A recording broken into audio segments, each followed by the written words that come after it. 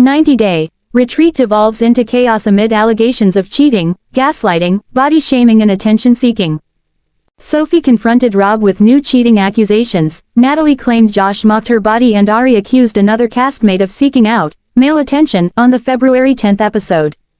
The latest 90-day couples retreat devolved into chaos during an overnight camping trip that left many of the couples making a laundry list of accusations. At the end of the previous episode of 90-day, The Last Resort, Sophie revealed to Jasmine that Rob had been exchanging flirty messages with other girls, despite his claims that he wanted to work on the relationship.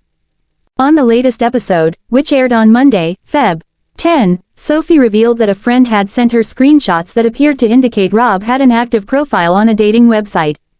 Rob adamantly denied the allegations when Sophie confronted him in front of the entire group. They then accused each other of not trying to salvage their relationship while the rest of the couples watched. When presented with the apparent evidence, Rob claimed he used the app while he and Sophie were separated, and had been unable to access the app in question for 2 years. He later claimed he had not used the app since 2019.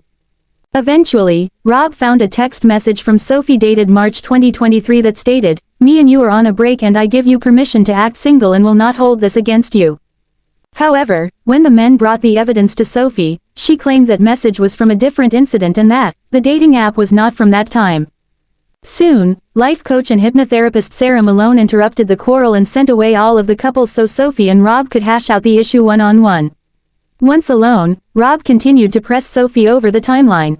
Rob argued that Sophie wanted a break for a month, and still hadn't came home, nearly 6 months later. But according to Sophie, she and Rob attempted to reconnect, a few months after they separated. Still, Rob continued to insist that he was the one trying to salvage the relationship, and it was Sophie who asked for the break.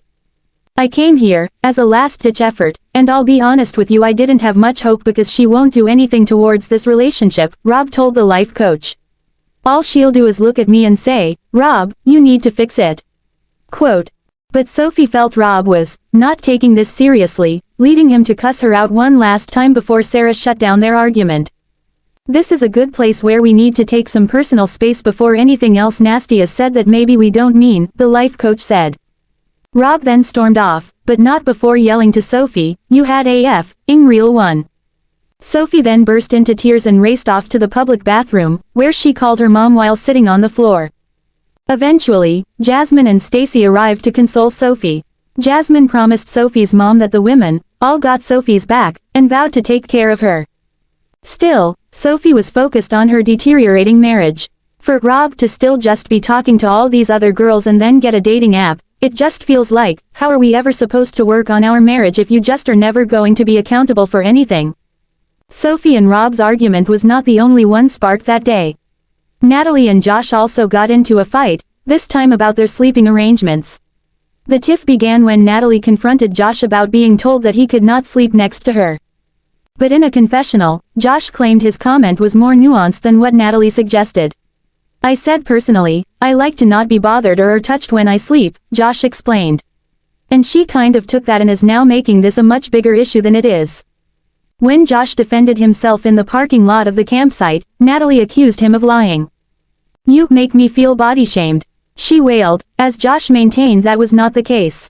Natalie then continued to yell at Josh as Florian escorted her away from the conversation. Back at the parking lot, Josh told other couples, "This is why I cannot bring her anywhere, I don't know what to expect." When Natalie and Florian returned, Josh apologized for a second time. But when he went in for a hug, Natalie kneed him in the crotch and mumbled, "Hate you," under her breath.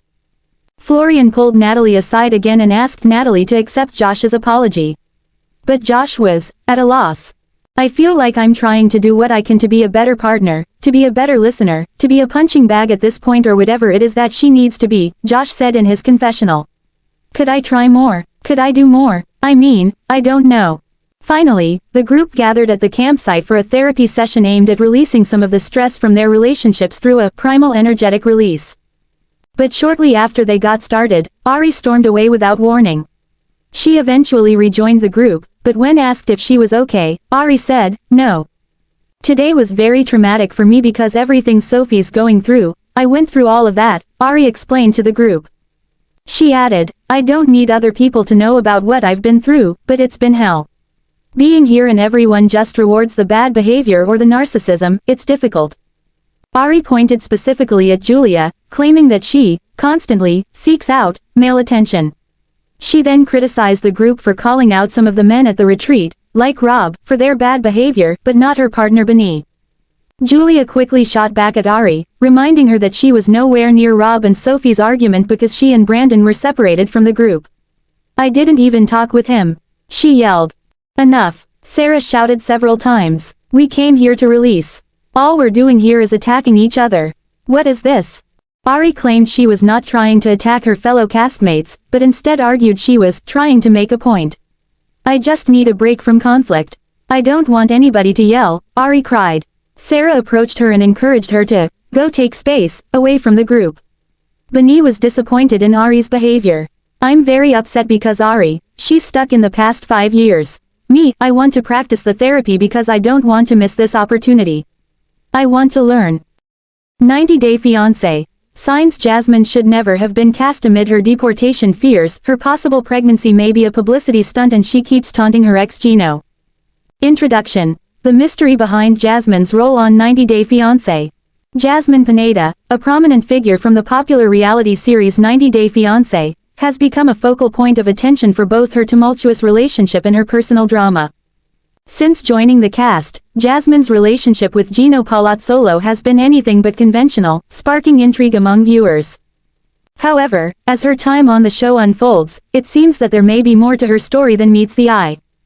The intersection of her fears about deportation, possible pregnancy, and interactions with her ex-boyfriend Gino has raised some critical questions about her true intentions and whether she should have even been cast on the show in the first place.